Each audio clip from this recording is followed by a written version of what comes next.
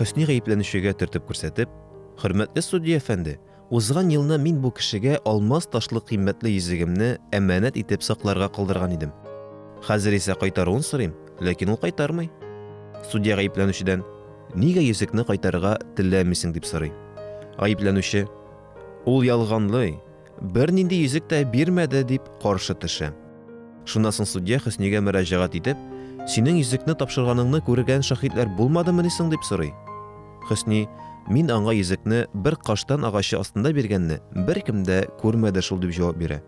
Шуннан соң судья: "Ник басып торасың алай булгач? Бар, тиз арада шул агачның бер ботагын сындырып алып кил" дип әмер бирә.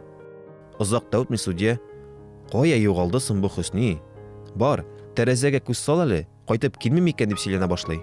Гаепләнүче исе дә китмичә: "Ул әле 3 сәгатьсез әйләнеп кайтмас. Ул агач моннан бик ярак" дип әйтеп ташлый. Судьяның бик каты ачуы чыгып: "Әгәр йөзекне син алмаган булсаң, агачның ярак булуын кайдан беләсең" дип нәтиҗә ясый һәм гаепләнүчегә бик каты җәза бирә. Әлеге кыйсса безгә Пәйгамбәрбез саллаллаһу алейхи ва салламның түбәндәге хәдисен искә төшерә. Эй кешеләр, бер кашанда ялган сөйләмәгез, чөнки ялган белән иман бер җирдә була алмаслар.